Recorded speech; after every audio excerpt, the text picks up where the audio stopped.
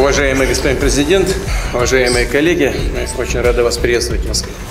মধ্যপ্রাচ্যের জটিল দাবার ছকে আবারও পুরনো চাল খেলেছে রাশিয়া। একসময় ইরান ও সিরিয়াকে ঘিরে গড়ে তোলা প্রভাবের বলয় এখন ভাঙনের মুখে।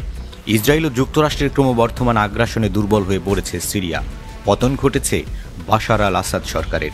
নতুন নেতৃত্বের সঙ্গে ইরানের সম্পর্কও চলছে টানাপোড়েন। এই দ্বিমুখী সংকটে মধ্যপ্রাচ্যে আধিপত্য হারানোর ঝুঁকিতে পড়েছে রাশিয়া।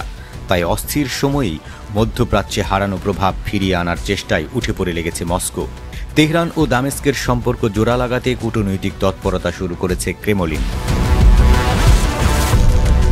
ইরানের গণমাধ্যমের প্রতিবেদন বলছে, এক সপ্তাহ আগে মস্কোতে রুশ প্রেসিডেন্ট ভ্লাদিমির পুতিনের সঙ্গে আলোচনায় বসেন সিরিয়ার প্রেসিডেন্ট আহমেদ আল শারা। এর পরপরই ইরানের শীর্ষ কর্মকর্তাদের মধ্যে কয়েক দফা বৈঠক করেছেন রুশ কর্মকর্তারা। সোমবার তেহরানে এসে ইরানের পররাষ্ট্র মন্ত্রণালয় ও জাতীয় নিরাপত্তা পরিষদের কর্মকর্তাদের সঙ্গে বৈঠক করেন রাশিয়ার প্রেসিডেন্টের বিশেষ দূত আলেকজান্ডার লেভরেনতিয়েভ।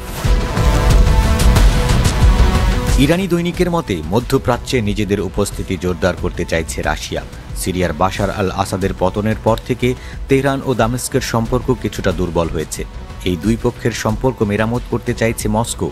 এছাড়া আসরি ইরান রিপোর্ট করেছে, রাশিয়ার মধ্যস্থতার মূল দুটি লক্ষ্য হল ইরান ও সিরিয়ার মধ্যে কূটনৈতিক সম্পর্ক পুনরুদ্ধার এবং তাদের অর্থনৈতিক সম্পর্কের ভবিষ্যৎ নির্ধারণ। এদিকে ইরানের পরমাণু কর্মসূচি নিয়ে আমেরিকার সঙ্গে উত্তেজনা এখনও কমেনি। ইরান যদি পরমাণু অস্ত্র তৈরির উপযোগী মাত্রার ইউরেনিয়াম সমৃদ্ধ করতে সক্ষম হয়, তাহলে দেশটির উপর আবারও বোমা হামলা চালানো হবে বলে হুমকি দিয়েছিলেন মার্কিন প্রেসিডেন্ট ডোনাল্ড ট্রাম্প। এছাড়া পরমাণু নিরস্ত্রীকরণ চুক্তিতে সই না করায় সম্প্রতি ইরানের উপর নতুন করে বাণিজ্যিক নিষেধাজ্ঞা চাপিয়ে দিয়েছে ইউরোপের কিছু দেশ।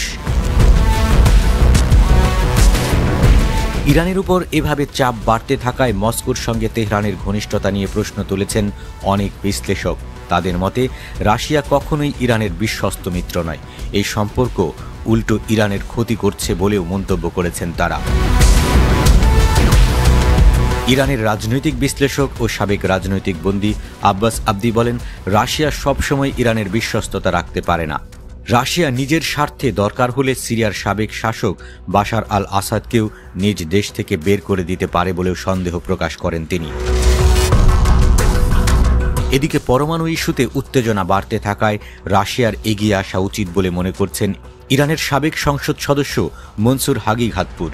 তার মতে, রাশিয়া ইরান ও যুক্তরাষ্ট্রের মধ্যে আলোচনার মধ্যস্থতা করে পরিস্থিতি শান্ত করতে পারে। তবে তার এই ধারণা নিয়ে ইরানে নতুন বিতর্ক শুরু হয়েছে। রুইদাত 24 সংবাদ মাধ্যম সতর্ক করেছে যে মস্কো সবসময় তেহরান ও পশ্চিমাদের সংঘাতকে নিজেদের স্বার্থে ব্যবহার করেছে। এই পরিস্থিতিতে ইরানের উপকারের বদলে উল্টো ক্ষতি হতে পারে বলেও আশঙ্কা করছে সংবাদ মাধ্যমটি।